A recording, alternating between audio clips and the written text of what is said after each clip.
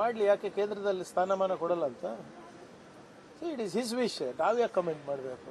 ಅವರು ಪಂಚಾಯತ್ ಚುನಾವಣೆ ಮಾಡ್ತಾರ, ಪಾರ್ಲಿಮೆಂಟ್ ಚುನಾವಣೆ ಮಾಡ್ತಾರ, ಅದು ಅವರ it is his parties call and it is his personal choice. ಅದಕ್ಕೆ ನಮಗೇನು ಸಂಬಂಧ? ಇಲ್ಲಿ ಆಗಲೇ JDS ನಿರ್ಣಾಮ ಆಗ್ತಾ ಇದೆ. JDS ಪಕ್ಷವನ್ನು ಲೀಸಿಗೆ ಕೊಟ್ಬಿಟ್ಟಿದ್ದಾರೆ BJPಗೆ.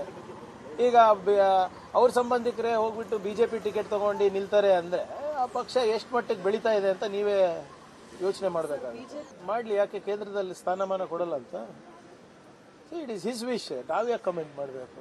ಅವರು ಪಂಚಾಯತ್ ಚುನಾವಣೆ ಮಾಡ್ತಾರ, ಪಾರ್ಲಿಮೆಂಟ್ ಚುನಾವಣೆ ಮಾಡ್ತಾರ, ಅದು ಅವರ it is his parties call and it is his personal choice. ಅದಕ್ಕೆ ನಮಗೇನು ಸಂಬಂಧ? ಇಲ್ಲಿ ಆಗಲೇ JDS ನಿರ್ಣಾಮ ಆಗ್ತಾ ಇದೆ. JDS ಪಕ್ಷವನ್ನು ಲೀಸಿಗೆ ಕೊಟ್ಬಿಟ್ಟಿದ್ದಾರೆ BJPಗೆ. ಈಗ ಅವ್ರ ಸಂಬಂಧಿಕರೇ ಹೋಗ್ಬಿಟ್ಟು BJP ಟಿಕೆಟ್ ತಗೊಂಡು ನಿಲ್ತಾರೆ ಅಂದರೆ ಆ ಪಕ್ಷ ಎಷ್ಟು ಮಟ್ಟಿಗೆ ಬೆಳೀತಾ ಇದೆ ಅಂತ ನೀವೇ ಯೋಚನೆ ಮಾಡಬೇಕಾಗುತ್ತೆ. ಮಾಡಲಿ, ಯಾಕೆ ಕೇಂದ್ರದಲ್ಲಿ ಸ್ಥಾನಮಾನ ಕೊಡಲ್ಲ ಅಂತ? It is his wish. ನಾವ್ಯಾಕೆ ಕಮೆಂಟ್ ಮಾಡಬೇಕು?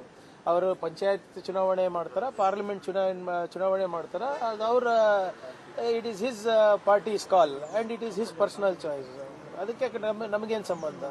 ಇಲ್ಲಿ ಆಗಲೇ JDS ನಿರ್ಣಾಮ ಆಗ್ತಾ ಇದೆ. JDS ಪಕ್ಷವನ್ನು ಲೀಸಿಗೆ ಕೊಟ್ಬಿಟ್ಟಿದ್ದಾರೆ BJPಗೆ.